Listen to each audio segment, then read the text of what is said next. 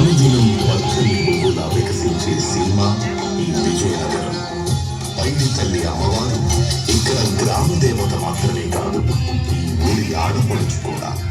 ఆ తల్లి జీవిత విషయాలు మరియు కన్నుల పండుగగా జరిగే సిరిమానోత్సవ విశేషాలను ఇప్పుడు తెలుసుకుంటాం.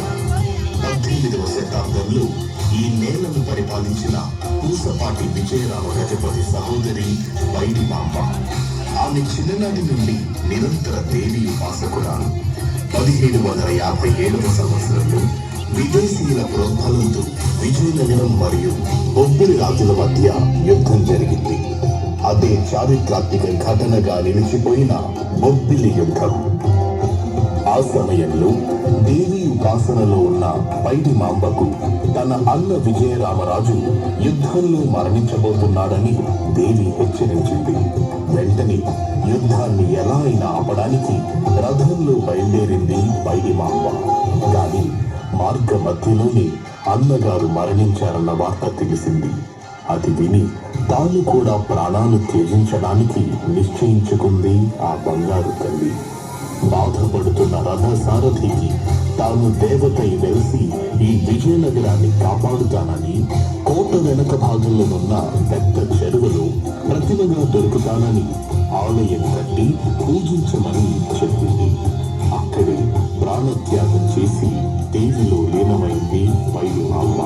అనంతరం లక్ష్మవారి సహాయంతో పెద్ద చెరువులో గాలించగా అమ్మవారు చెప్పినట్లుగానే ఆమె విగ్రహం బయటపడింది. అప్పటి నుండి పైడి తల్లి అమ్మవారు విజయనగరంలో కొలువు తీరి ఎక్కడెక్కడి నుంచో వచ్చే భక్తులందరి కోరికలు తీరుస్తూ పూజలందుకుంటోంది. ప్రతి ఏడాది ఎంతో వైభవోపేతంగా అమ్మవారికి ప్రత్యేక రీతిగా సిరిమానోత్సవం సంబరం జరుగుతూ వస్తుంది. విజయనగరంలో అమ్మవారికి 2 ఆలయాలున్నాయి. 3 లాంతర్ల దగ్గర ఉన్న ఆలయాన్ని చదురుగుడి, రైల్వే స్టేషన్ వద్ద ఉన్న ఆలయాన్ని వనంగుడి అంటారు. ప్రతి ఏడాది వైశాఖ మాసం 2వ వారంలో అమ్మవారి ఉత్సవ విగ్రహాన్ని వనంగుడి నుండి చదురుగుడికి ఊరేగిస్తూ తీసుకువెళ్తారు. దీనిని దేవరోత్సవం అంటారు. ఆశ్వయుజ మాసంలో విజయదశమి వెళ్ళగానే వచ్చే మంగళవారం నాడు సిరిమానోత్సవం జరుగుతుంది. అనంతరం సిరిమాను సంబరం జరిగిన 14 రోజులకు అమ్మవారి విగ్రహాన్ని మరలా చదురుగుడి నుండి వనంగుడికి తీసుకువెళ్తారు. దీనిని ఉయ్యాల కంబాల ఉత్సవం అంటారు. ఇలా అమ్మవారు 2 ఆలయాల్లోనూ 6 నెలల పాటు పూజలు అందుకుంటుంది. ప్రతి ఏటా పైడి తల్లి అమ్మవారి సిరిమానోత్సవాన్ని దర్శించడానికి ఉభయ తెలుగు రాష్ట్రాల నుండే కాకుండా ఒరిస్సా, మధ్యప్రదేశ్, మహారాష్ట్ర, బెంగాల్ ప్రాంతాల నుండి కూడా ఎంతో మంది భక్తులు తరలి వస్తారు. అమ్మవారికి వాళ్ళ మొక్కులు చెల్లిస్తారు. ముందుగా అమ్మవారు ఆలయ అర్చకుల కలలో సాక్షాత్కరించి సిరిమానుగా మలచవలసిన చెట్టు ఆచూకి తెలియజేస్తోంది. అమ్మవారు చింత చెట్టును మాత్రమే దీనికోసం ఎన్నుకోవడం విశేషం. అమ్మవారు సూచించిన విధంగా ఆ చెట్టును గుర్తించి యథావిధిగా పూజించి తీసుకువచ్చి సిరిమానుగా తయారు చేస్తారు. సిరిమాను సంబరం జరిగే ముందు రోజు తోడేళ్ల ఉత్సవాన్ని చేస్తారు. ఆ రోజు తెల్లవారుజామున అమ్మవారికి బాలాభిషేకం వంటి ప్రత్యేక పూజలు నిర్వహిస్తారు.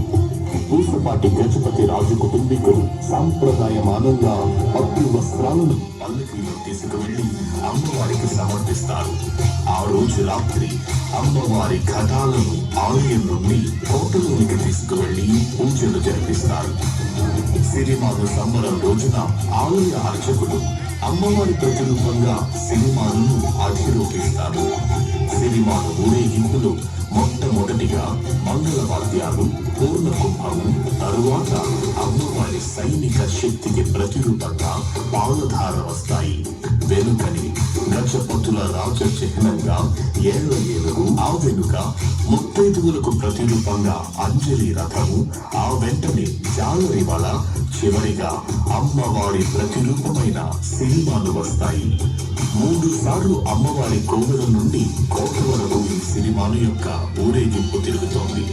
సిరిమాను కోట వద్దకు వచ్చినప్పుడు కోటను రక్షించి కోట శక్తికి పొంగి పొక్కుతుంది. ఈ సిరిమాను తయారీలో ఏ విధమైన ఇనుప ఎప్పుడు ఉపయోగింపబడవు. అలనాడు పైడిమాంబ రథసారథి అయిన పతివాడ అప్పలనాయుడు గారి వంశస్థులే ఈ ఆలయ అర్చకులుగా సిరిమాను అధిరోహిస్తారు. కళ్యాణ తిలకం దిద్ది పూజా విధులతో అర్చించి అర్చక స్వామిని సిరిమానుపై కూర్చోబెట్టి పట్టు వస్త్రాలను కడతారు. వారి చేతిలో ఒక విసనకర్ర, ఒక అద్దం ఉంచడం సంప్రదాయం. సిరిమాను ఊరేగే సమయంలో భక్తులందరూ దానికి ఇరువైపులా నిలబడి అరటి పళ్ళును అమ్మవారికి నివేదనగా విసరడం ఆనవాయితీ. పురాతన సంప్రదాయానికి ఆలవాలమై, విజయనగర సంస్కృతికి నిలువెత్తు నిదర్శనమై, అమ్మవారి కృపను అందరికీ అందజేసే సాధనమైన ఈ సిరిమానోత్సవ సంబరాన్ని మీరెల్లరూ కళ్ళారా తిలకించి అమ్మవారి అనుగ్రహాన్ని నిండుగా పొందాలని కోరుకుంటూ శుభమస్తు.